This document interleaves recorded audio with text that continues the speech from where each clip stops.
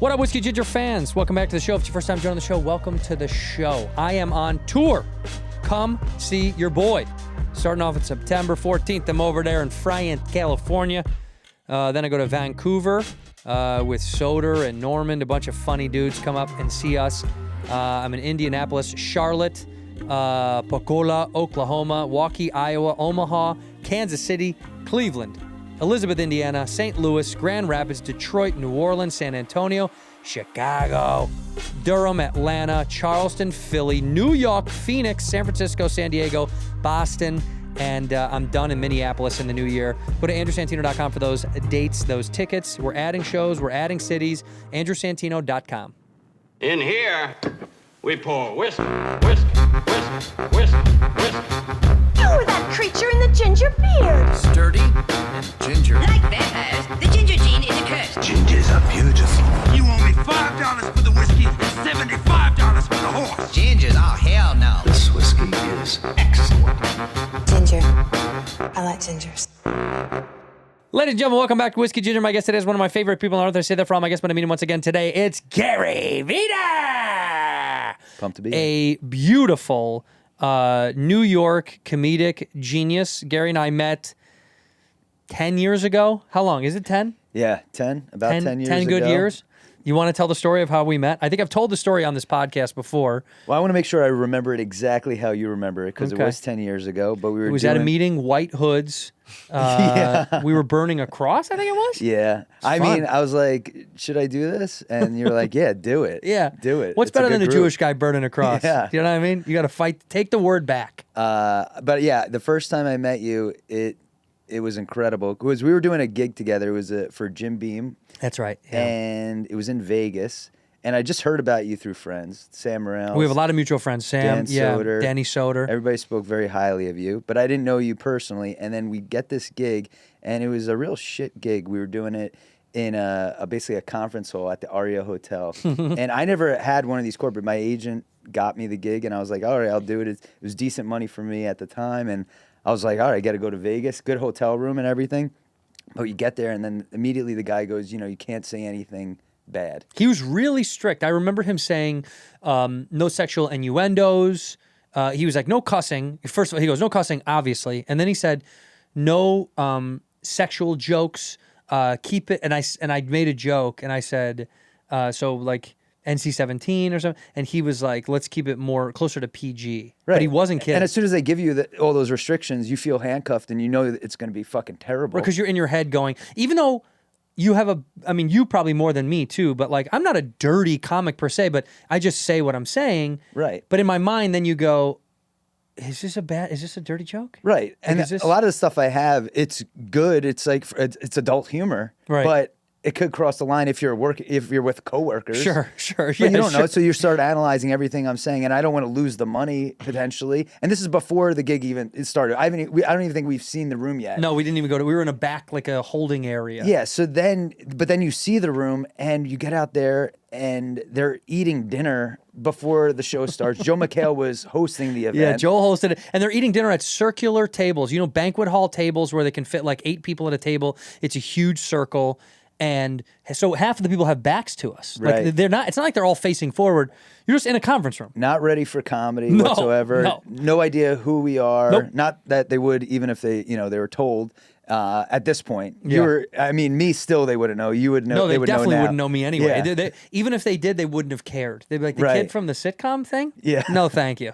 But then we go out, and I don't remember who went first, but I ate it for sure. It was bad. You're getting silence. You're not getting any momentum, and then I don't know what your experience was. I Well, mean, I remember. it was I don't want to say that. I don't want to say that the you worst did bomb bad. I've ever had. I was saying the clock was on stage. I remember it was a big red clock. Got to do 20 minutes. Yeah, and I don't know. I don't remember if it was count down or count up. Doesn't matter. Either way, the numbers looked huge. I remember it was like. You just wanted it to end as soon as you Oh got my up on stage. God. As soon as you think that you're gonna do, like Joel went up, and when he came off to introduce us, you could tell that his face, he just looked like he was beaten up. Yeah, he looked like he got into a street fight. But you go on, and you're like, I'm gonna get him. and then you tell your first joke and it gets nothing, and you're like, I'm fucked. Yeah, I'm Immediately. fucked. Most people take their own life in Vegas because they've lost their mortgage and their wife leaves them.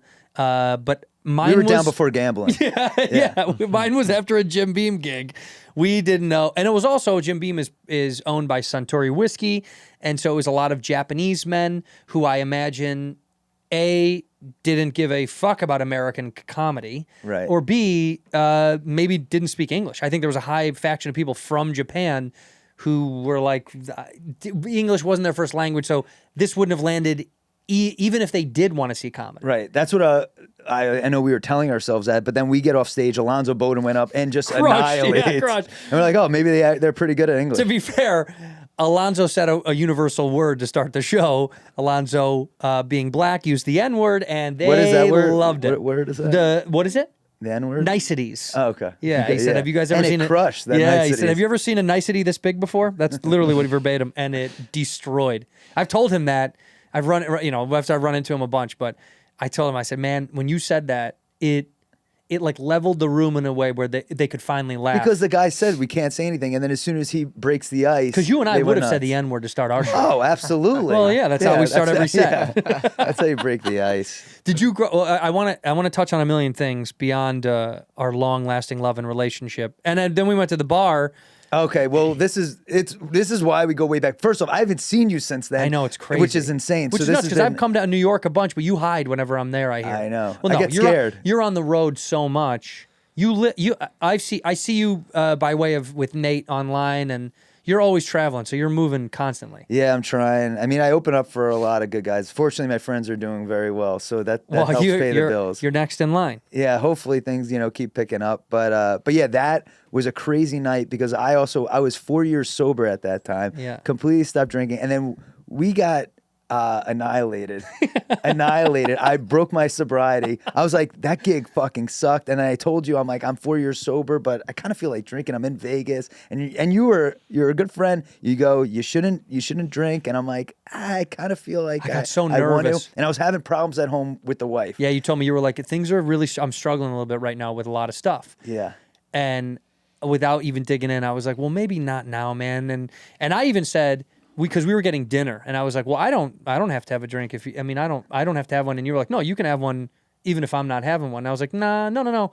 But you kind of pushed the fact that you were really wanting to. I felt like, I was like, I can't. I wanted to. I don't want to. I was like, I don't want to influence you at all. And before I knew it, I was fucking blackout. gone, yeah. I was toast. I kept on pounding it. And then you're just a great hang. So I was having the we were best just having a good ever. time. Yeah. And then we're bumming cigarettes off of people. Yeah, that it was really great. fun. Gambling in the hotel. And then I had a 6 a.m. flight the next day. And I slept maybe for 30 minutes. And then I got home. I was just hoping by the time I got home that I would be sober by the flight. I was still fucked up by the time I got home. For sure. Yeah, because I didn't drink for 4 years. Did That was a your wife mess. say anything when you got home? No, she hated me at that time. So Sure. it was just, we were just on completely different levels. She doesn't hate you anymore, though. No, we're doing great. Now we you have had two kids. Yeah. Who- See what and happens? they hate me now. No. And what's the proof? You break sobriety after 4 years. You fall back in love with your wife, and you have 2 kids. Yeah. Well, we went to marriage counseling. We had a lot of stuff that had Let to me go down. let me make it my version. Right, Yeah. right. Alcohol helps everything. There you Yeah, go. of course. Marriage counseling, dual therapy sessions, couples counseling, all that stuff. From the outside world, if you've never experienced it, I get why people are like, nah, I don't fucking know. And then you do get to go to those things. If you do try that, it does work. It does help, I should say. Oh, it definitely helps. You have to just figure out the whole communication between you two. And also, as a couple, it's good to go through things together. So we went through things. Not the drinking. She doesn't even know about that yet. Oh, she does now? Yeah. Yeah. Oh, fuck. Yeah. Nah, she's cool. Yeah. And it happened long ago. So It was a long time ago. It was a decade She's ago. like, wait, I thought you've been sober for 20 years. I'm like, I no. have. Yeah. You stepped out one time. That's Yeah. all right. And by the way, if you're going to do it with a good buddy over a steak and in a casino in Vegas, I feel like that's in a vacuum. It didn't exist. Completely. It didn't exist. But also she, so the reason why I stopped drinking, I never had a problem. I should say that. But she is, she's in AA. I probably Okay. shouldn't tell people that, but no, You can say whatever you want. Yeah. But anyway, no, but she was in AA. She doesn't really go to meetings anymore, but she's completely sober, and she actually encourages me to drink if I go out. She thinks I'm more fun anyway, so I'll drink every once in a while now when we go Oh out. shit, I didn't know Yeah, that. so it's that is fine. interesting. AA is somewhat treated by many of my friends who have long-standing addiction. A lot of times they slow down going as years have gone on because life gets busy and whatever. It's the same way with like physical therapy or going to the gym where you're like, I'm going a lot. Yeah. And as time goes on, people are like, hey, I don't see you around anymore. You're like, you know what, dude, I got stuff going on. Well, a lot of things with AA, I think after a while, these people just keep on talking about the same thing over story. and over. So do you want to keep on living that? So I think after, a few years, you're like, all right, I'm moving past this. I don't need to talk about how terrible that was because now I'm a mother. I have kids. Well, at some point it worked. It works. Yes. And I guess if you're not, I'm, stepping out of line here because I'm sure there's people that are listening. They're like, you don't know what you're fucking talking about. Right. Man. But I'm a child of addiction. So like, I know that part of it where, my father is an addict. So the thing I learned or I saw over years was like, as long as you're being communal, right? Because isn't the 12th step to then help another addict? Isn't that to like take one under your wing and then you become yes, you're the supposed to be mentor that. for I don't know if someone? that's a 12. I don't know what whatever, number it yeah. is. Whatever, man. This is innocuous. But if you are still being active, helping other people in the world and the program to stay sober, I think that's the going to church. Mm-hmm. You know what I mean? It's like, do I need to go to the building or can I also still pray at home? Yeah, and she's a productive mom, and her life is, She hits the kids though. Oh, she hits the. Well, that's how she's productive. She hits them, and then she gets her shit done. So it flows. I got to do dishes. You guys now, like, do you find that? Because I do want to bring up your dad because I've heard a couple of your dad stories. Because your dad, from what I've seen and heard, is the greatest con man of all time. Do you Yep. live a life now where you're doing everything to make sure you're nothing like your father? Do you do that compensation? Completely. Yeah. Oh, well. Overcompensate sometimes? Yes. I mean, I don't know if maybe it's like consciously, when I'm with my kids, I want to make sure that I'm not repeating any of the things that my dad did. Now, it's very easy not to repeat him because he was just a liar. He was a thief. And then he was always trying to figure out a way how to screw somebody over. But also, he was very selfish in everything that he was doing. It seemed that everything that he would do, and I'll get into more specifics, of course, because that's what my podcast is about. Yeah.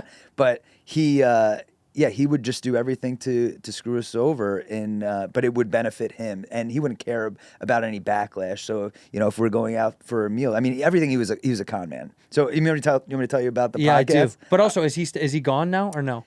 No, he's still alive. He's alive? Yeah, he's alive. You speak in past tense though. He's dead to you. Because we have zero relationship. And what my podcast is about is me tracking him down. We stopped speaking 24 years ago, and the goal of the podcast is to learn more about why he made the decisions he made, why he became the con man that he did, and then to see if he changed at all. So I track him down in the podcast to see what he's up to today. And then not ruining anything, but he lives up to the hype. He's still a fucking con man. He's still doing stuff. I don't get into specifics in the podcast only because I don't want to fuck him over in his present life, but he is not a good dude. Where is he still in New York? Where does he live? I tracked him down. He's still in New York. He's in New York. And then, he's got 2 homes. Always found a way to make money. Does he have another family? I found out that I have a sister that I never met that lives Whoa. in France. Whoa. She's 16. She's smoking hot. And what a bummer. yeah, she's probably going to listen to this and be like, okay. But yeah, she, I didn't know her, but I get to speak to her like very briefly on the podcast, and I find out about her. Did she reach out to you?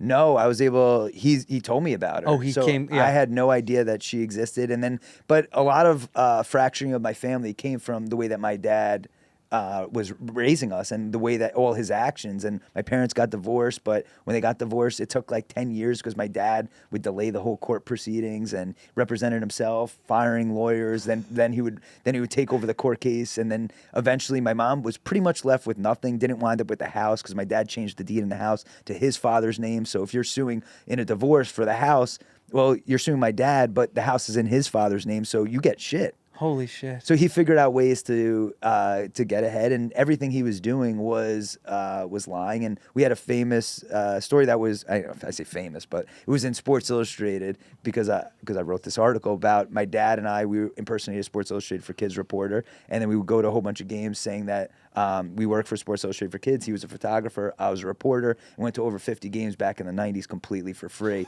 And then I interviewed Michael Jordan. Did you know about this? Yeah. Yeah. So then I interviewed Michael Jordan. Because you would go to the Garden, right? Go to the Garden, and they you'd go to the completely bought media, it. the press entrance, Yeah. and say, "My son is a reporter for Sports He Illustrated would Kids." call ahead, so they would already be expecting us, and then he gave us press access, and we went to over 50 games in between 92, 93 season to about end of like the 96, 97 season. Wow. Yeah, and sort of for the Knicks and the Rangers, games for free. And then I would go in the locker rooms after and meet all the players, and then that's how I met and interviewed Michael Jordan. It was wild. Dude, it's incredible. So that's the good friendly con of my dad. But then the other ones were, But also not friendly because this is the manipulation. You're Oh, making your totally. son play an illegal game, not an illegal, but it's a bad game to make a kid think that he is this thing. Also, he's telling you. I knew I wasn't it. But if you're going back to, hey, what am I when I'm raising my kid? Am I trying not to make the same mistakes as my dad? My dad would do all this other bad shit and the way that he would treat my family. But meanwhile, we're going to these games together. So I'm like, I kind of needed him. I get to meet all these athletes. I'm seeing the benefits of his abuse. Right. But in this good way, but then also I'm seeing it also behind closed But doors. that's I'm like, severe it's not manipulation. That's so bad because Oh. he's tricking you into being like, you need me. Yep. Because you like this stuff. So dad's Exactly. not a bad guy. Yep. It's like, no, that's Yes, fucked up. it's obviously everybody has a different, relationship with their parents, but and this is like, he was never drinking or anything like that. No, not but a this drug was, user, This was like drinker. but this was like his kind of like both ends of the spectrum. It's Right. like, this is the good dad, even though he's lying, but then also bad behind closed doors. So fascinating. It's And then fucked your up. parents got divorced. How old? So by the time I was 15, they were done, but then that divorce didn't end until I was 25. Yeah, so my mom basically left with nothing. Wow. And except lawyer's fees, which I think she or him, one of them, like I think he wound up having to pay her lawyer's fees, which is like 60 grand, but she didn't get the house or anything. She just got just the divorce. Is she okay now? She's fine. She remarried, and I mean, she's happy it's in the past. But this podcast brings up a lot of stuff. Sure. And she didn't want to be in it out of fear of just any him basically ruining her life again. So she refused to be on the podcast. But you're not scared. You're like, Oh, you well, want to take it on? Part of the manipulation that I learned from him is I think that I could get away with saying this shit, that he's not going to come after me. And I also promised him, I'm like, because I do track him down, I say, hey, this could be made into a movie or a TV show. So I think in the back of his mind, he's like, that's good. So that's holding off probably the potential lawsuit of anything going down. Well, but it's not. He couldn't sue you because it's your truth and your story. Yes, not- but there is defamation. Defamation is impossible. Yes, It's impossible. It is very hard. So I back it up with all the information. So and then we had to consult lawyers to be like, this is stuff that you can say. So, but there is stuff that they were like, you cannot say this. Right. You can't fabricate. But if it is Right. true, I mean, it's your version. You know what I Right. mean? And also, your version and his version are probably very different. That's what's interesting about, completely. like growing up, the son of someone who's an addict is like, I'm sure his version of what happened when I was a kid was significantly different than mine and different than my mom's. Yeah. Do you know what I mean? Like, so all these stories, none are less valid than the other. It's their viewpoint of it that is what's to be told. It's just, this is your I mean, your their eye line. viewpoint is completely skewed and totally wrong too. Well, right, but in his mind, it's not. That's he the had- problem. It's like from his perspective, it's like, I was doing this because I loved you so much. I wanted to. That's the trick. And that you know? fucks with you even as an Totally. adult, hearing that you're like, you don't see anything that you've done wrong, and it's part narcissism, it's being a sociopath, it's all that stuff. That's the classic case, though. That's beautiful. It's Yeah. almost like if you can puppeteer a second life within your own life through your children. Oh yeah. That's write that in the history books. That's like almost impossible to do. Everything I did, he would try and get his hands on. If I was playing Little League, I'm going on the All-Star team. He's coaching it. He's trying to figure out how he can manipulate the Wow. system. And then you find out that the equipment's missing, and that where the hell the equipment go, because he fucking sold it. Like I'm talking tons of bats, like Louisville Yeah. Slugger, like those all that equipment, and then they would have a fucking strange robbery in the Little League because he would have access to the clubhouse. He never got caught. Never got caught, but he went to court. He was in court a lot when I was Well, people growing sued up. him, or what was it? He would get sued, or he would sue people. So what I tracked down in the podcast was that he was in court from 1984. That I was able to figure out 24 times where he was either a defendant or a plaintiff. In the first year of your birth on Earth?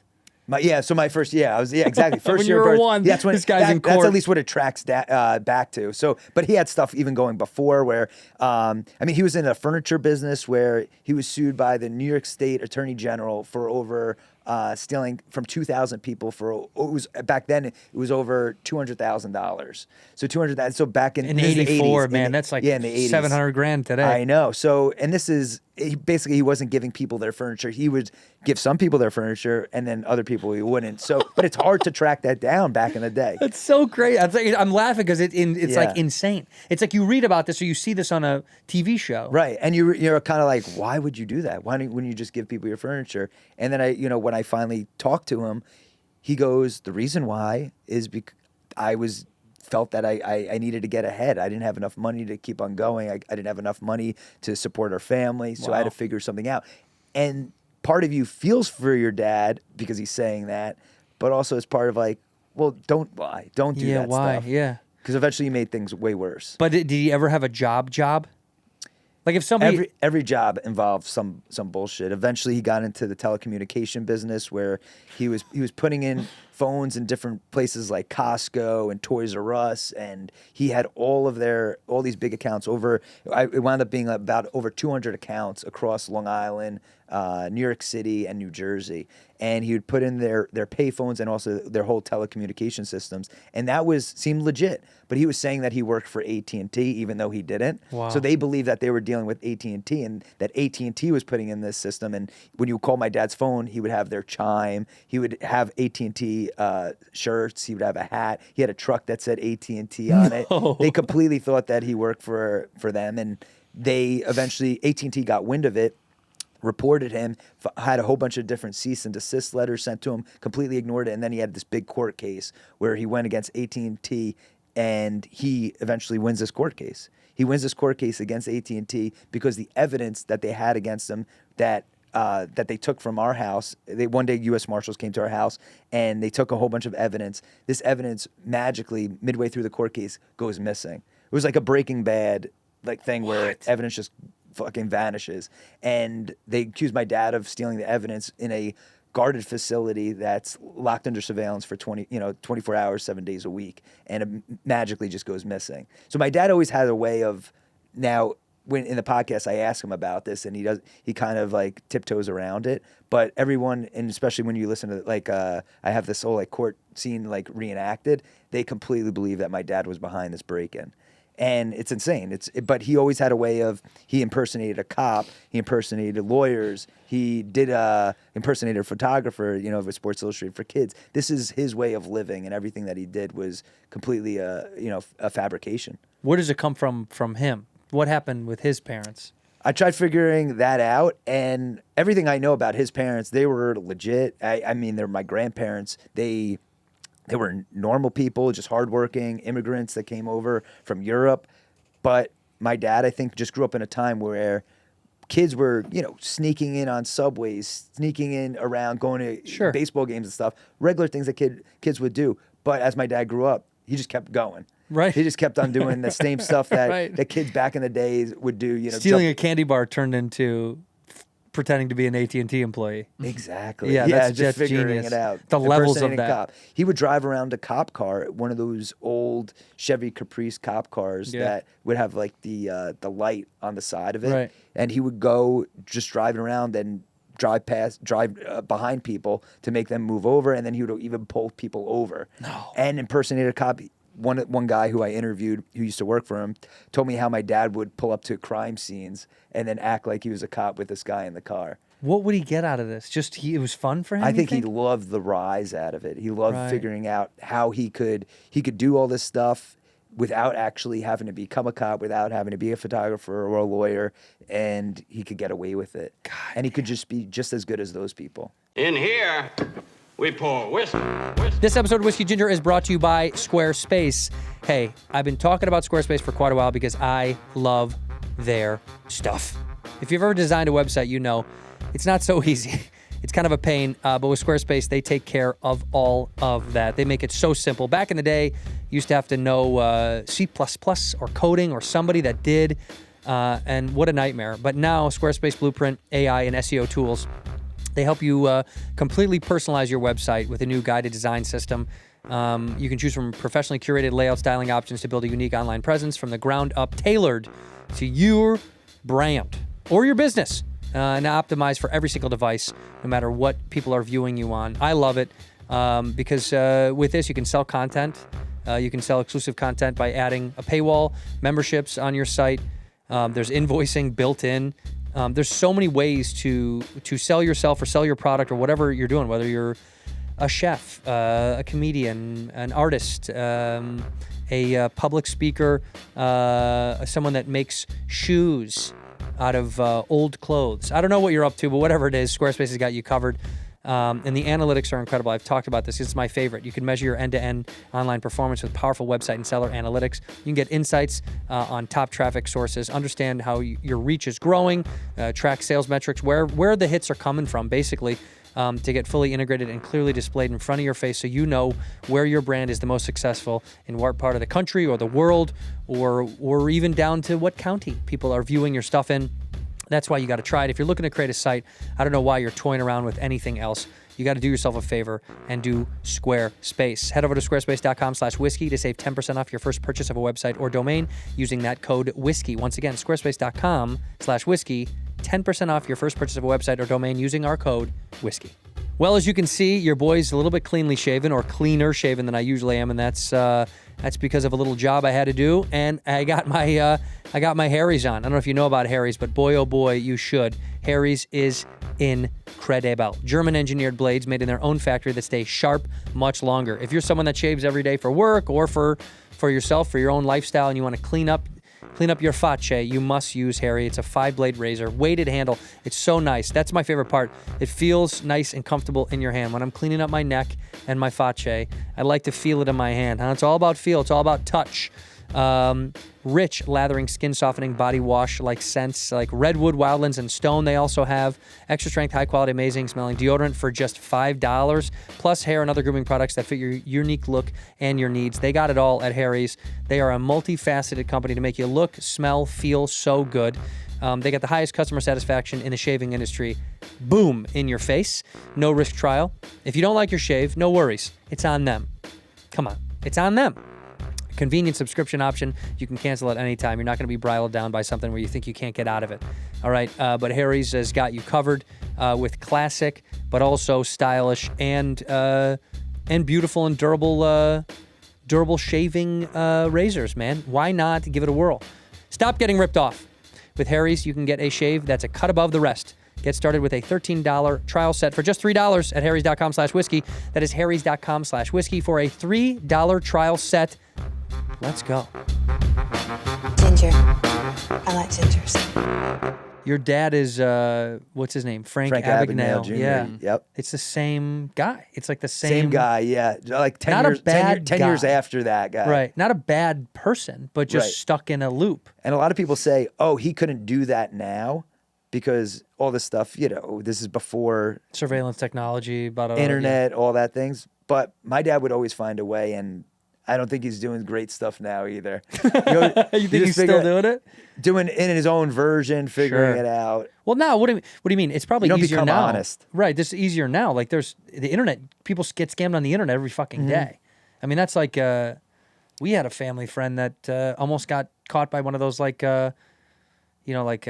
princes. When someone sent you, like, the prince email? Yep. Someone in our family almost got It wasn't buried a on that prince? thing. No, dude. Turned out it wasn't. They're like, this prince is I'm just in conversation with this Yeah, prince. I really just love a prince. Yeah. And his email is You get prince at emails for yahoo.com. Prince. Right. Yeah. Well, my grandmother, when she was alive, this was terrible. And thankfully it didn't work. But some piece of shit called my grandmother's phone, right? Some scam guy. And it should have been the first giveaway. She actually said in retrospect, she was like, that should have been the first giveaway. Because the kid goes, Grandma? And she goes, who is this? And we never called her Grandma. So that should have been the first note. And she said she realized it a little bit after. But he was like, I'm it's me. I'm in trouble. And she elicited the name, which I bet, you know, they do that all the time. They go, it's me. It's me.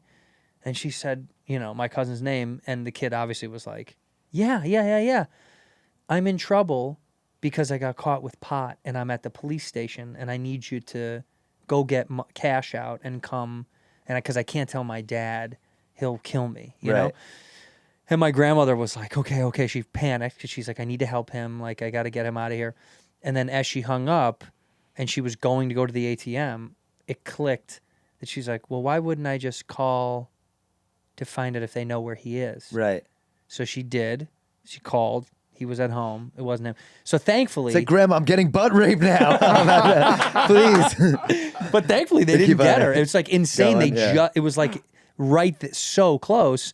Also, the irony being, she's gone now, but if she were alive, she would have known. The person that she chose, my cousin, does like to smoke a lot of pot. Right. And he smokes it with his dad. So it's like right. She didn't know that, but it's like the irony of her being like, you got caught for pot. It's like, he smokes way more pot than she does, than his son does. Yeah. Unbelievable. Yeah, my uncle smokes way more pot. Well, part of what a good scam artist does, it's just strength in numbers. You don't need everybody to buy your bullshit. You just need one. And now you're good. You got some good money coming in. I was tricked on some good lies, but then also... Well, I feel you're quick-witted now, especially in the business. It's probably because I was exposed to the chaos. Right. You have a heightened awareness to what's going on I right think now. most things are bullshit. Exactly. Especially in this business, you're dealing with people that are constantly blowing smoke up your ass. And it is bullshit. This whole business is. So this whole business is a lot of con artists. Ironically enough, like you work in the world of con art. Most people that we work with, because our con, if it was, is on display. So like telling jokes... although comedy is subjective, it's pretty objective from a standpoint of people either like it or they don't. Yep. So if nobody likes it, it's going to stop at some point. You can't keep tricking people into thinking. That's why when somebody goes, I don't get why XYZ got famous, they're not that good. It's like, well, they must be fucking good enough. Absolutely, they're because good it's enough. you may not like it, but clearly it's working. With the con world, you can suck one person into a hole. You don't need a full entire audience. You don't need a whole room. You need 450 that people. audience for us is one brain. We don't, for a con artist, you don't want everybody's brain together. No fucking You just way. want them kind of separate from one another. Right. And because you and I share that, I think that's why we got on pretty quickly, that we come from that world of like heightened awareness, or I'm very weary often of bullshit because I do feel like I might get fucked over. Yep. Because I did feel like I often got fucked over as a kid. I did have a good childhood anyway because my mom remarried and I had... Oh, lucky you. Yeah. Well, you know, look at me. But I had a guy who really raised me, step into the light, but that other stuff really stuck in my head. So it really does a thing where when you're like... When did your stepdad come into your life? My parents split when I was 1. Okay. Like right around when I was 1. And they started seeing... Well, they got married when I was 7 or 8, something like that. Mm-hmm. So they saw each other... Your stepdad's like, I don't know about this kid right now. Would you? I mean, come on. A little redheaded kid? I joke about that all the time. I was like, what an idiot. My son, one of my kids is redhead. Poor bastard. Yeah. Poor bastard. He's got beautiful red hair, man. I think of you when I look at my son, though. Okay, good. Yeah, good. I'm like, oh, you're gonna. Good. So when I kiss you, you'll think of your son after this is over. No, but I think I learned about, like that image of like a kid waiting on a stoop for someone to come pick him up and he never does. I mean, that was literally me. Like in that Rockwellian, like with the baseball mitt, like sitting on the porch waiting for someone to come. So your relationship with your father, we've never talked about this. What was it? Your actual father, he would wait for him. He would get you on weekends or every other He would weekend? often, no, it wasn't like that. My mother had full custody. He would come and go as she deemed appropriate. Like when she felt like when he was out of prison. Yeah. Really. Wow. And so it wasn't like a scheduled, it was like a when you can, when you will. Do you know what I mean? Because my mom never asked for child support, never wanted a dime. I think actually at the beginning she did, and he was so evasive that she was like, fuck it, I'm not going to chase this down. It's not worth it. Because then she's like, he's my whole kid. Yeah, I get to do. You don't get to just. She doesn't want to need anything from him. I could do this. Yeah, she's a badass. She did it. Awesome. She was like, "Fuck this, I'm gonna go."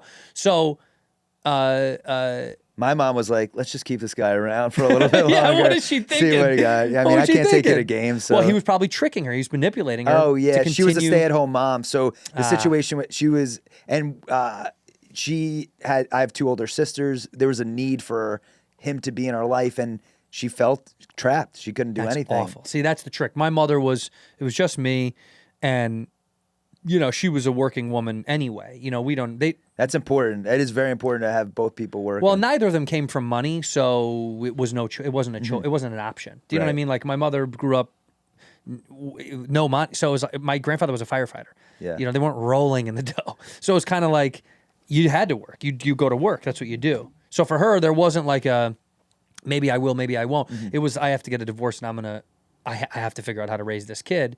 But he would come and go, you know. But the stories, the lies, or I'll come on this day, or I can't come now, or my car broke down, or there was always something back then.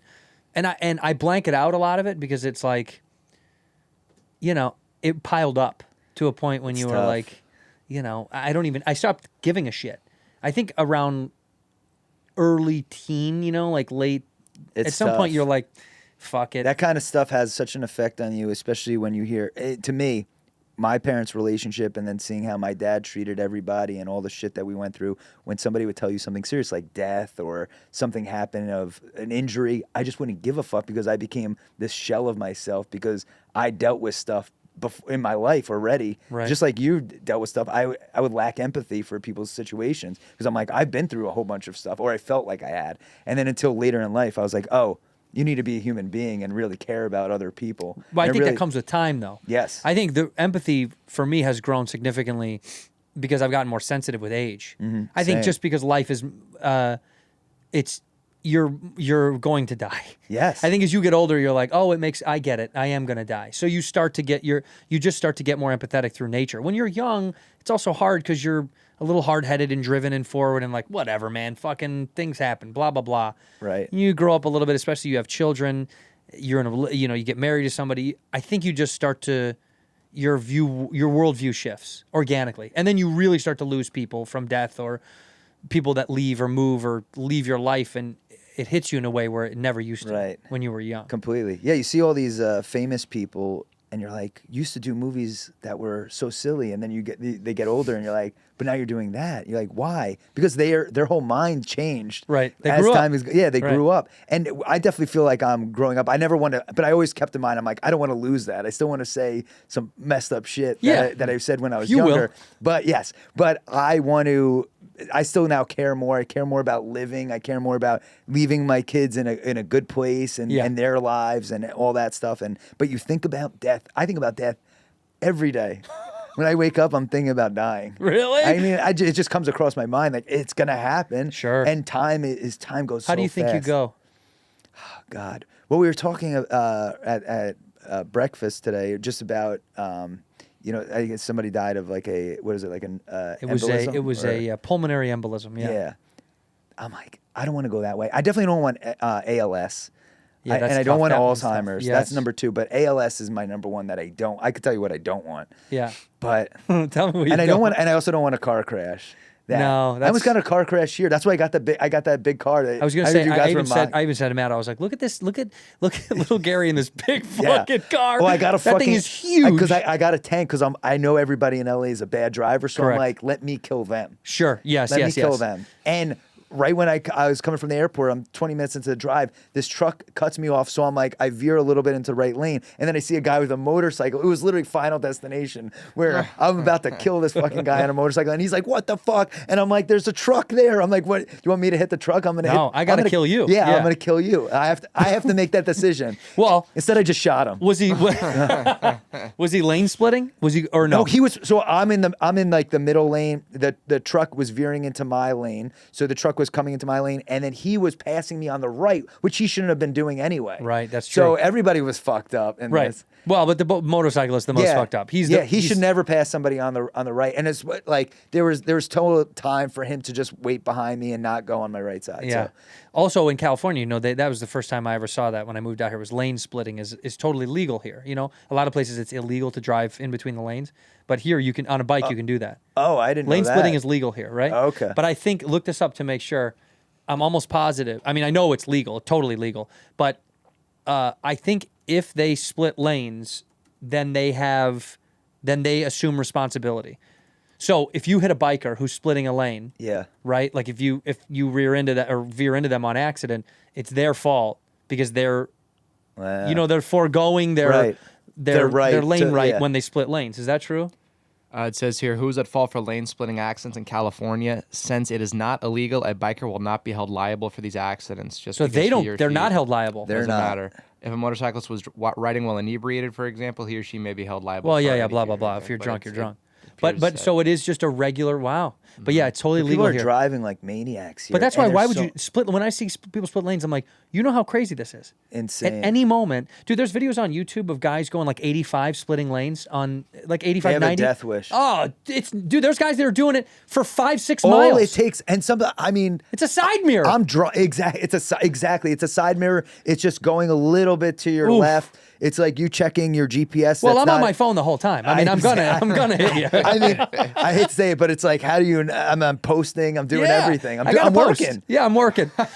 There should be a lane. There's a fast lane. There should be a lane right next to it for people on their phone. Yes. There should be a phone lane. Exactly. You know how they call it the what do they call it? The HOV lane, the high occupancy vehicle lane here, where it's a carpool lane. Yep. There should be just one more that has bumpers on it, like bowling bumpers, and it's people on their phone, and your car can just bump slightly off the side. Shouldn't driving at this point be the safest thing? How do we not have a way of your car could go, 75 miles an hour. That's the limit. Why am I coming home at late at night from a spot and then you see a car going like 120? Yeah. And if they ram you from the back, you're dead. You die. They're totally fine. Yeah. Well, so then you're pro automation of cars. Like then just do fully automated. Yeah. You're into this? I mean, I know that then you add the government. The government could be like, Right. Then who's taking- controlling it? That's what's scary. Self-control is still popular because we all want to be able to make our decision. I want to die at my own hands, not at a computer's hands. Right. We're dying at a computer's hands anyway. Do you think we're going to die at a computer's hands? Do you think? Yeah. What do you think it's going to be to like? take over. I mean, things are moving so fast. AI will rule the world. And computers will. Dude, we've been making movies about this for like 30, 40 years. Computers are taking over. Everyone's like, oh, robots taking over. 100%. We gave them the ability to do so. It's only going to get worse. Yeah, I heard that robots are going to be like they're going to be picking up on emotion. They can't do it yet. They're like little by little they're adding that getting in. close, though. So it's like they're going to start fucking our women soon. They're gonna be Thank like, God. oh yeah, exactly. I Finally, know that. somebody gets to fuck our Exactly. wives. Yeah. That's so funny. I'm like, what do you mean you're not satisfied? He's not taking care of you? What are you doing, AI me? Yeah. No, I do think that's the impending doom is, of course, this. And by the way, we'll be dead, which is kind of Yeah. great. It'll be over. Your kids, they're screwed. Right. But they're going to feel it in a way they will interact fully with. Like, we already use the technology now where, have you ever seen those robots that like roll into the room? Yes. And they use those at hospitals a lot now for like terminally ill patients or people with communicable diseases. So they make it so less diseases are being passed in hospitals.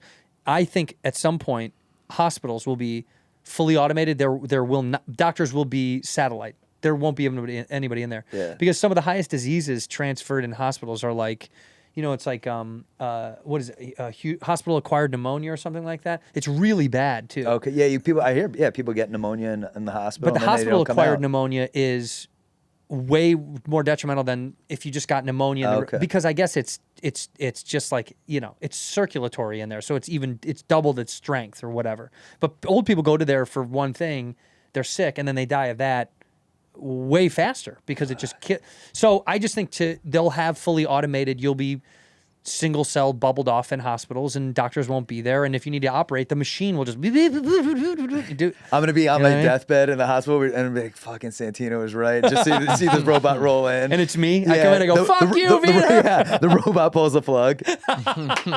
We can't stand your bullshit anymore, Gary. Right. Yeah, or delete. Just Right. delete. Well, dude, I just had to write a will about that. I just did the wills about do you want to be on the machine or off the machine and all that stuff.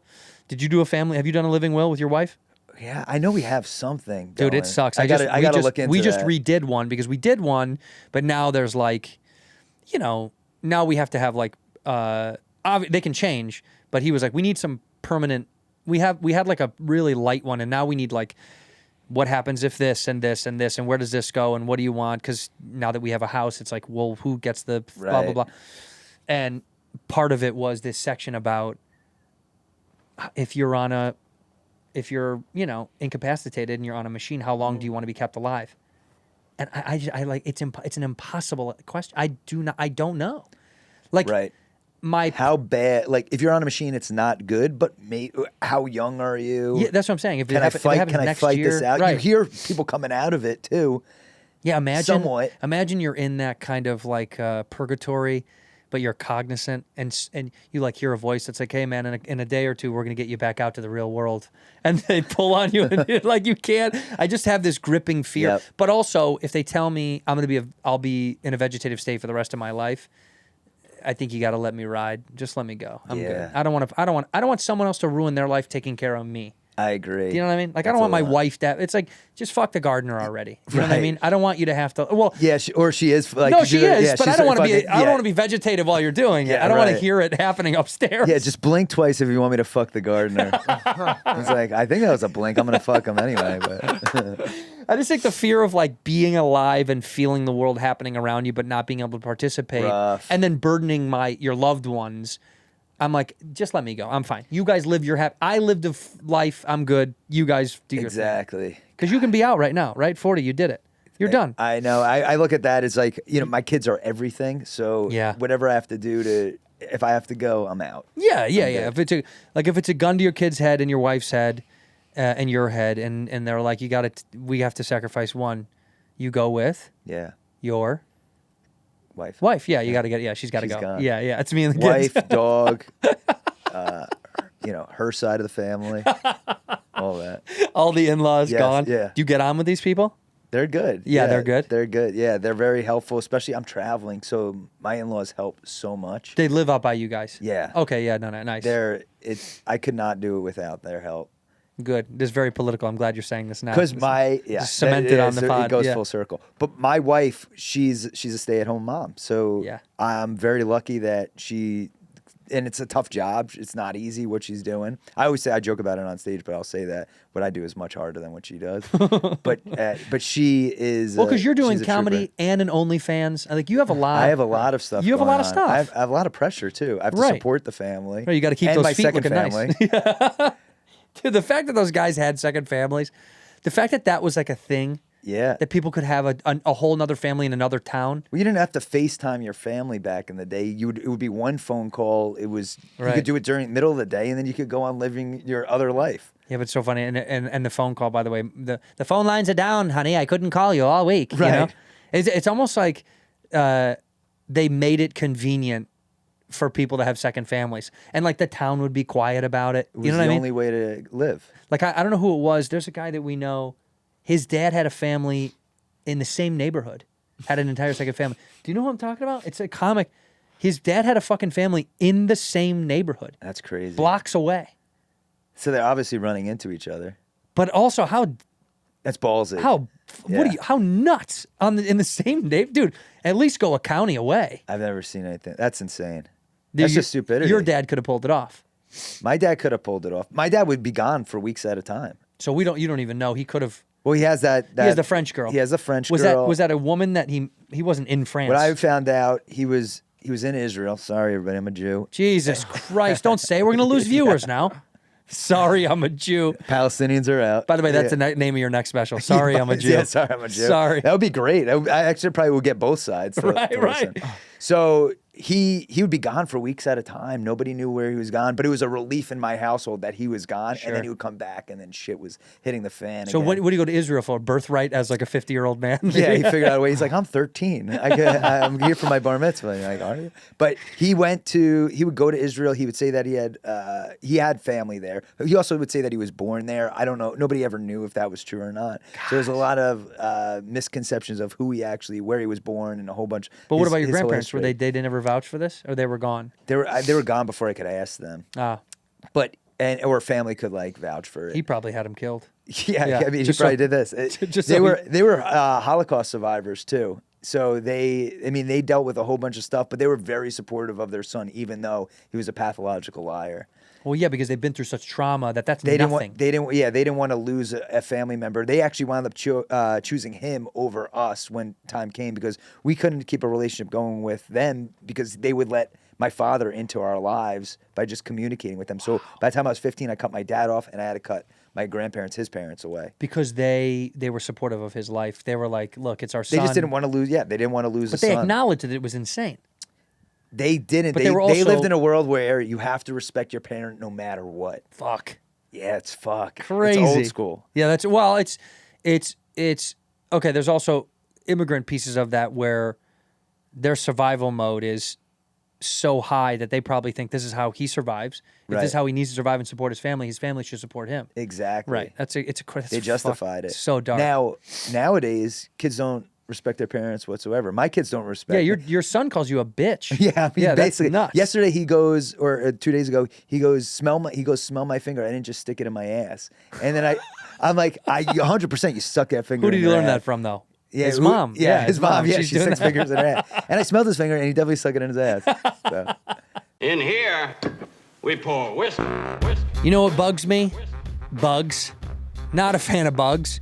You see someone creepy crawling around your house and you're like, what do I got to do? Well, you can handle anything with PESTIE. Thank you for PESTIE. PESTIE is the best. I honestly, it's this summer has been so hot, so many spiders. I should show you guys the photo I took of a spider that was outside of my front door that wove a web so big it was disgusting and also impressive to say the least. But other pest control companies charge hundreds of dollars and make a one-size-fits-all plan. PESTIE makes a customized treatment plan for you based on your location's bugs and climate.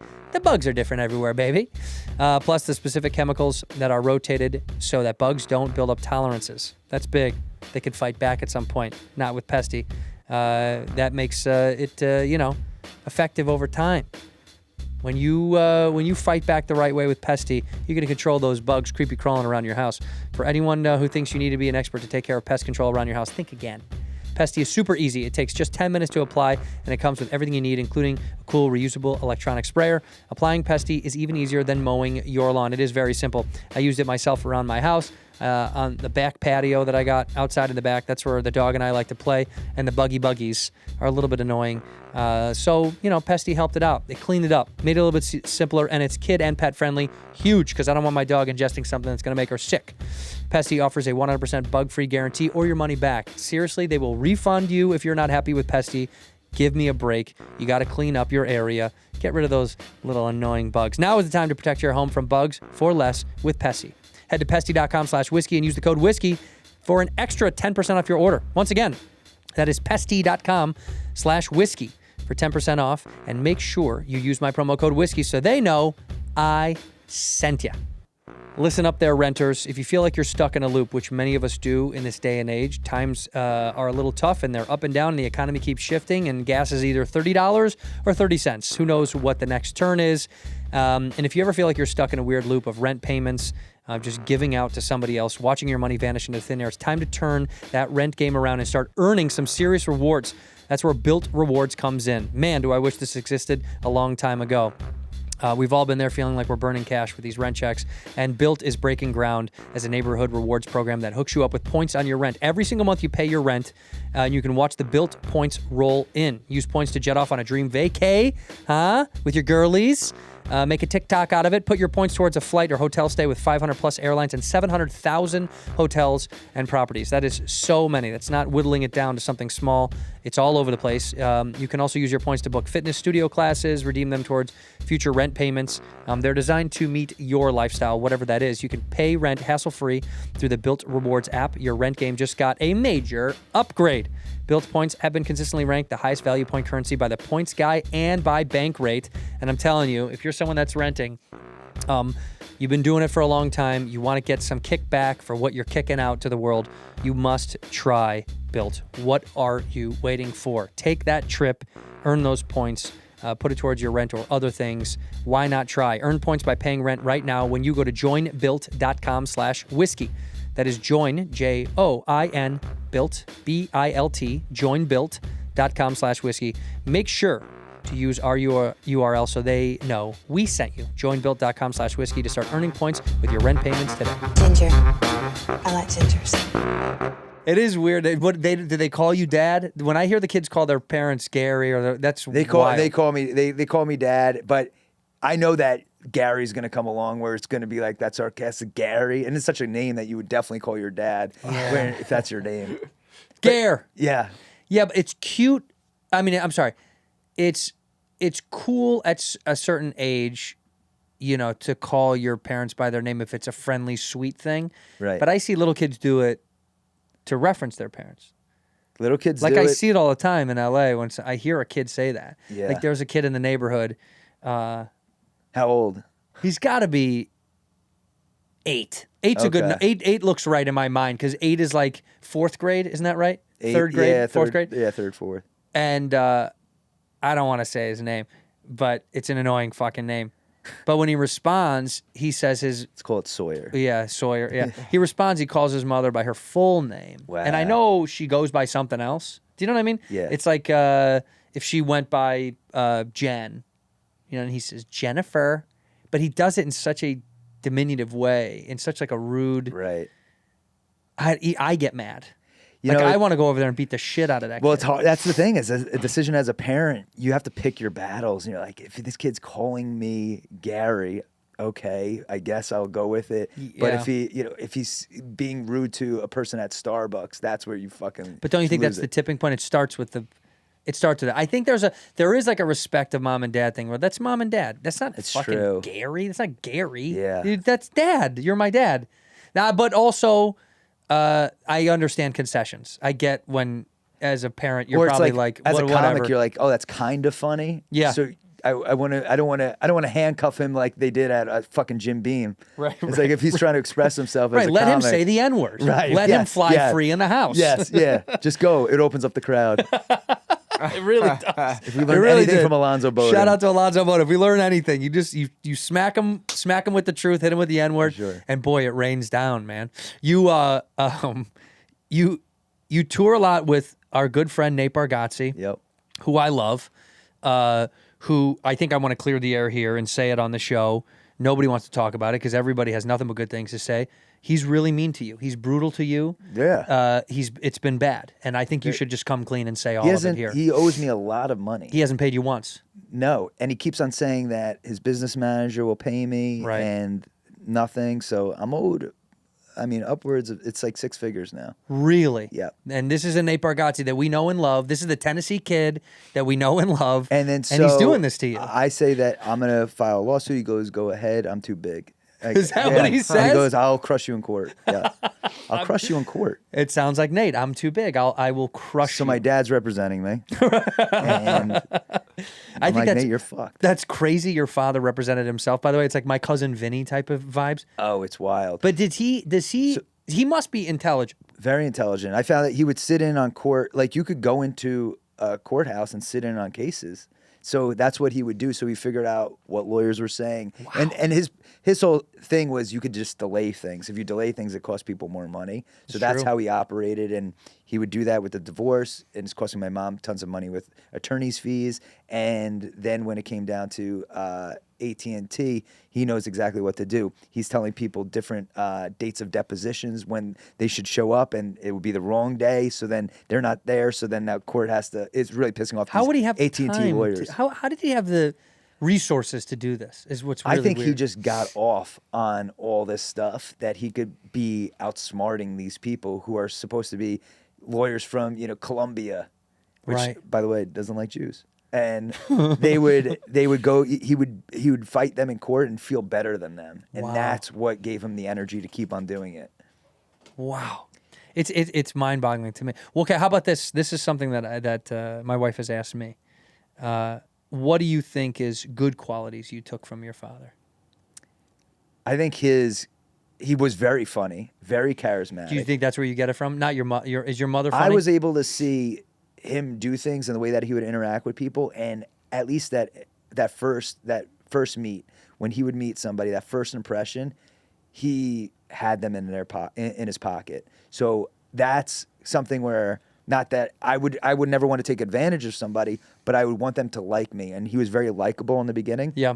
So that's something that I've tried to do where He's affable. yes. Yeah, he's got that like he's a people's person. People's person, and politician, if you will. And I remember him making people laugh, and I remember thinking when I was a kid, oh, I can't wait to be able to make adults laugh, and I saw that, and my mom had zero personality whatsoever, so I was like, all right, well, I don't want to be that. I'm sure she loves you. Yeah. So she she was no personality, never like could tell a joke. If she did, it would be the worst thing ever. But my dad would always make people laugh, and I remember really taking to that. And I would see him do all these amazing things, get us into the locker room, and become, be a lawyer, whatever, be a cop. And I was like, well, you could have done those things if you worked hard. So I was able to see that if you put all that effort into the way that you do it with lying, you could actually have been something. So that gave me the ability to think, oh, I could do that if I worked really hard. And I wanted to do comedy. So I was like, oh, if I work really hard, it is possible. And I was able to meet famous people at an early age too. So meeting all these athletes, people that you realize strive to be great early on and worked really hard, seeing that made me realize, oh, I could do it too if I worked hard. Who did you meet that was truly like a mind-blowing experience for you? Well, definitely Michael Jordan. But that was, as soon as you meet Michael Jordan, obviously you're a Chicago guy, you're like, this is... Well, for me, it's... Nothing gets fucking bigger. But I met Mario Lemieux. I was a big hockey guy. Love. But I met a lot of these guys also at... There was... now that it's different, and you do it, but it's it was called the CGA, Celebrity Golf Association. They used to have a tournament on Long Island, and I would go to this tournament, and I would meet a bunch of people. But I met John Elway there, Joe Namath, cool, and a whole bunch of other hockey guys. I was such a hockey guy, so it was just Mike Eruzione, who won a gold medal with the USA team.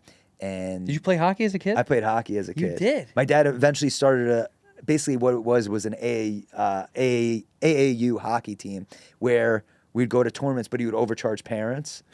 So he was the head of this organization, but meanwhile he was charging people, instead of $200 for a hotel room, he's charging them $450. Pockets it. Genius. Parents are yelling at him at these tournaments. He's creating two teams that we were born in '83.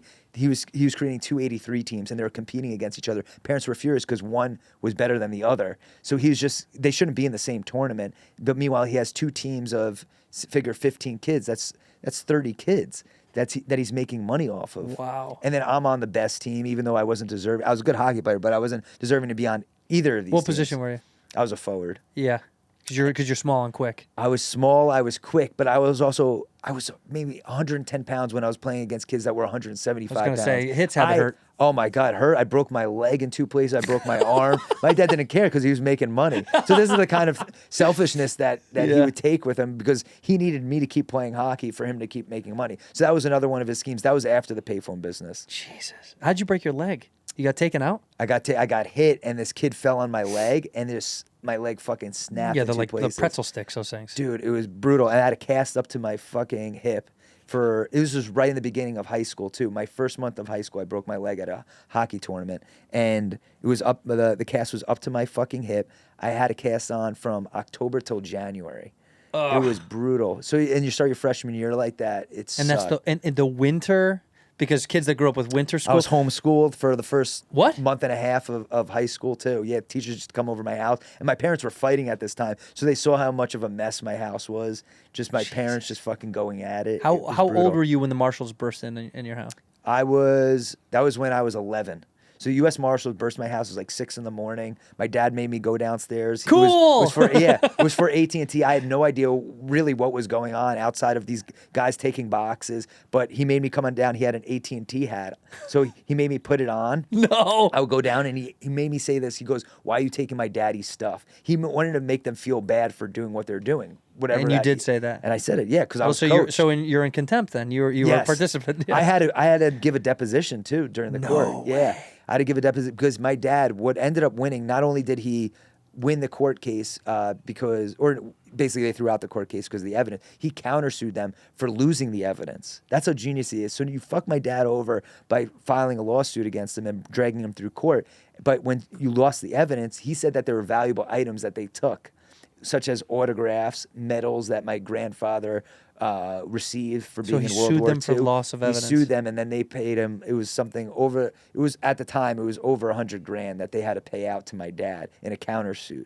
How much money do you think your father earned doing all this shit? Truly, like I couldn't put a millions? number on it because obviously inflation and all that stuff. But I would say that this is how he lived. So and of course there's some legitimacy in his business as he was going on. So it's hard to defer from what was real and what was actually part of the scam. I mean, it's got to be over $1 million this guy made. Yeah, I mean, he always had money, and then when it came time for the divorce, he had no money, of course. Right, it's all gone. That money's all gone. It's in the walls. Yeah. God, it's so fascinating. To me, it's like only because I know you not super well. We know each other through friends so well, and we have this like love and respect for each other just because comics and our friends are close. I would never have guessed that you lived such a crazy life because you're a pretty balanced guy. Like Well, you're not a. I had to figure out how I wanted to live. Yeah. Because in the beginning, when I was in high school, I would fuck around. I saw that you could get away with stuff. Part of what my dad's thinking was, and if we talked about, what were the good traits that I took from him, the bad traits I realized was a lot of people don't want to go through the process of being like, this guy did something bad, or believe that this guy would do something bad. If I was going to steal an exam, I would steal exams in high school and in college. I stole midterms in college. I stole a final exam in college. I figured out ways because you just have to figure out what these people didn't think. They're very trusting. In college, they used to lay out exams in alphabetical order for a lecture hall. I was in another lecture hall later that day. So I'd go to the first lecture hall, take a random person's exam, and then I would have about 2 hours. I would give it to somebody to fill out the exam and get all the answers. Smart. So ways to just think about how can I do something without actually having to do the work. I sold drugs. Part of the reason why I sold drugs was I was like, I could get away with it. I look innocent enough. I could figure out. You do. Yeah. So I figured, and I had hair back then, so I was definitely very, very innocent. So I was like, I could sell drugs, get away with it because nobody would suspect me of being the one. And maybe that's a faulty way of thinking. Obviously, but it seems like part of it is that you're young and that you feel that you could get away with everything and that you don't care about consequences. But I realized my dad was able to get away with a lot of stuff because he didn't fear consequences. And I felt that, and didn't think that he would get caught, of course. I felt the same way, especially when it came down to selling drugs. So I sold coke. Coke is a big one. Yeah, coke is a big one. In high school? In college. Oh, college. But Did you like to do coke? I did, but I never got crazy with it. I was doing it it sounds like a lot, but I was doing it twice a week in college at a point. You're like, I could have been done it 3, 4 times, 5 times a week, Right, but right. you know. But 2, I had it under. What, I had on it the under weekends, control. you were getting bumped out. College, you would there's party nights that would be like a Tuesday or a Thursday. Every night of the week. Yeah. So I would do it like 2 of those nights, but I would do it like a little bit. Other people would be going crazy, pounding on my door, trying to get me to give them coke. Who's Gary on coke? What do you turn into? Are you like I'm literally the same exact thing. I had and that's part of why I was like, I don't need to do this. It had zero effect outside of my jaw going crazy. Yeah, outside of chewing your teeth. And down. I'd be up late at night and when the sun came up. But I would never, my whole tone, everything just is this. The same, because I always had guys in college that would do blow, and I never did coke. Probably because was my father's thing. So I had friends that did it, and I never did it. And there was one guy loved play guitar, so he'd get ripped out of his fucking head and play guitar for people. So one night he was playing guitar. Annoying. So dude, and he was so aggressive with it. And I walked in the room and he was yacked out of his mind playing guitar, and his cuticles were bleeding because he was strumming so hard on the guitar. There's blood on the fucking guitar. The 2 other chicks were coked out of their mind too, like, keep going. I was like, this is my nightmare. Take me to the weed room. One thing you think, and this is when I was in college, when I started doing coke, and I did it in high school too. I had a friend that was selling it, so that kind of got me very comfortable. I felt very mature that I did it before I even went to college. Yeah, and I took ecstasy and did a whole bunch of different drugs.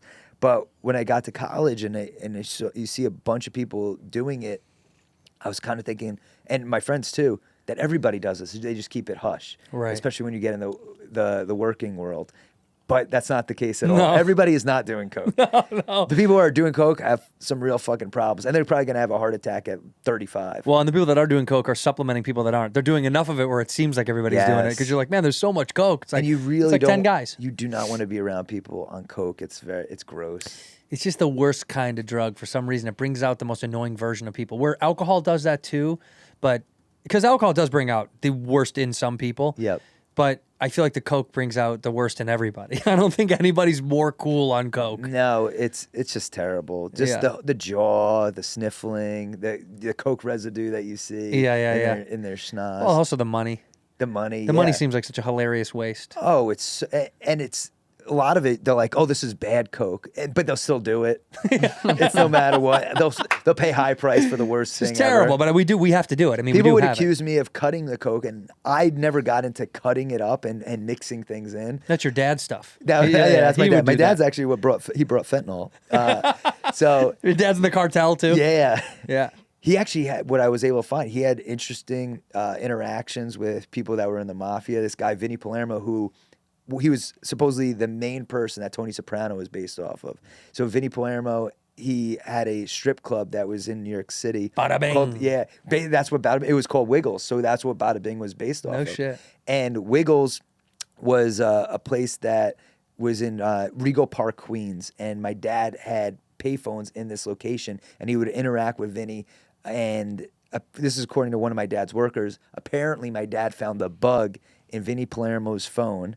And from then on, after my dad reported it back to Vinny, Vinny was like indebted to my father. This is from one of my dad's workers. Now, whether apparently this worker heard it from my dad, but he said that was a fact, and this guy was very warm to your father every time he was coming in. Most likely, my dad either lied about that interaction or he placed the bug in Vinny's phone, so he would be indebted to him going forward. So who knows? Either way, genius. Yes, but so I followed up, and I in the podcast, I don't want to ruin everything, but in the podcast, I do ask my father what the situation was, and my dad responds to that. And you got to hear it. Yeah.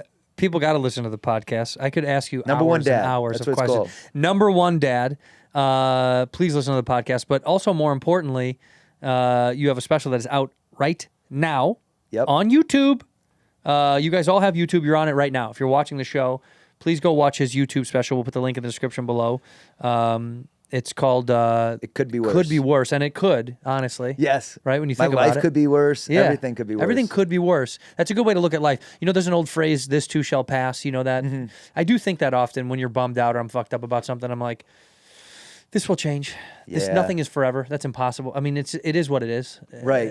You know. I try and tell myself that too, because you have these down moments where you're like, this sucks. I got to get this, whether this thing didn't work out for me, but it's going to go away. Yeah, Everything's everything gonna be will fine, change. and then you'll be back up here.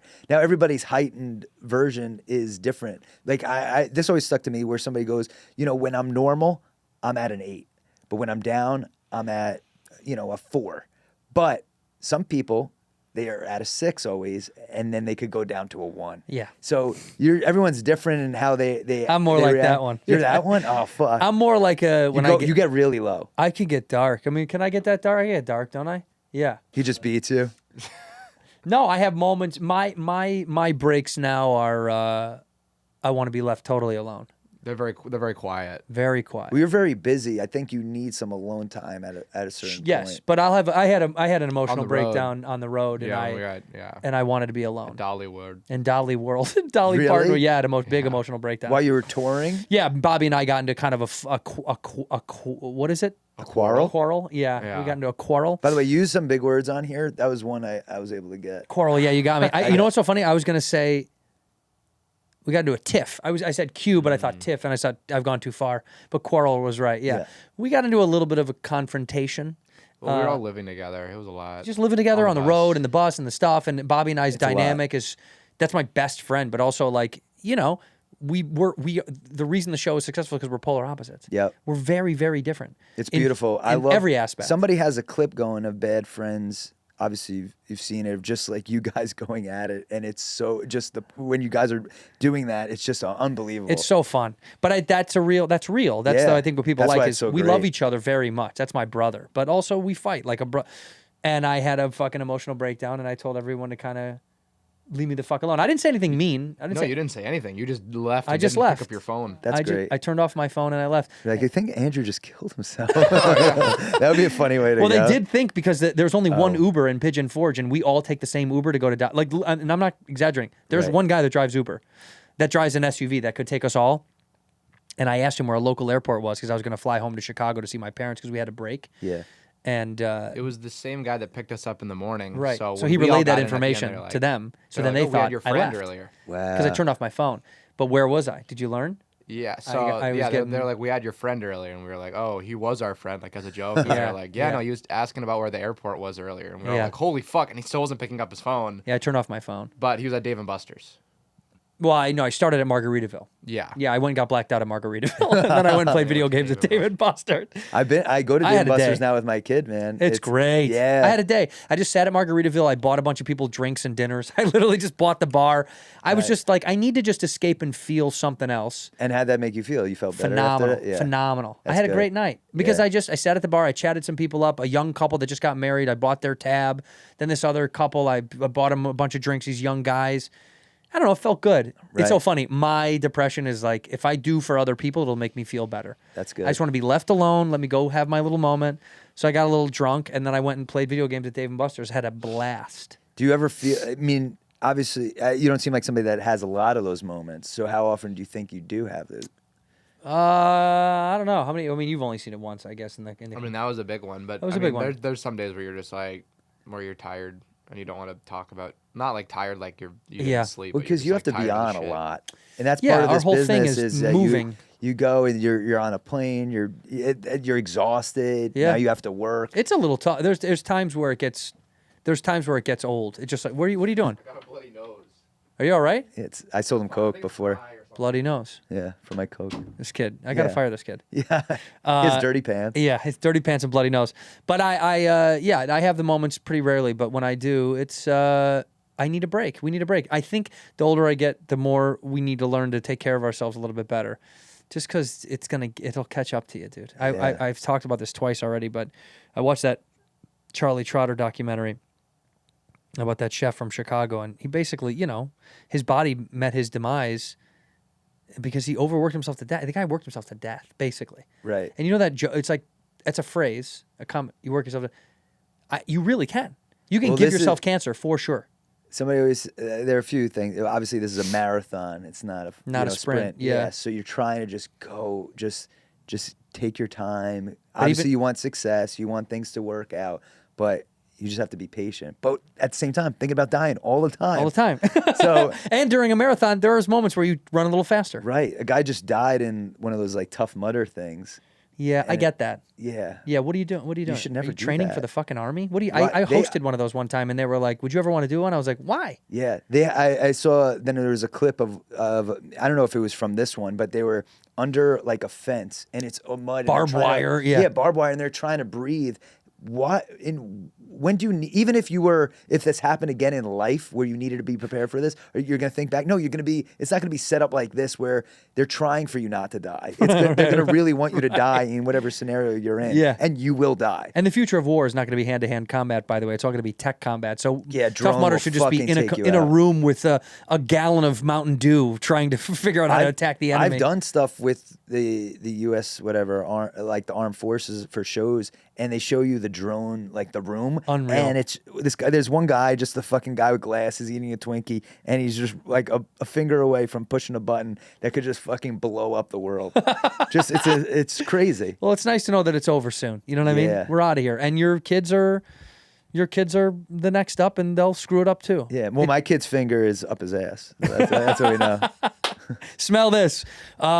Please watch a special. Listen to the podcast. The links will be below. I appreciate you coming. I really love you, brother. And we end the show the same way. Look in that camera, and you say one word or one phrase to end the episode. One word or a phrase to end the episode. Man. I know. It's tough. It Our hits good people. and friend they- Alonzo Bowden. The end. No. I'll just say, Alonzo Bowden. How about that? That's perfect. In here, we pour whisk, whisk, whisk, whisk, whisk. You were that creature in the ginger beard. Sturdy and ginger. Like vampires, the ginger gene is a curse. Gingers are beautiful. You owe me $5 for the whiskey and $75 for the horse. Gingers? Oh, hell no. This whiskey is excellent. Ginger. I like gingers.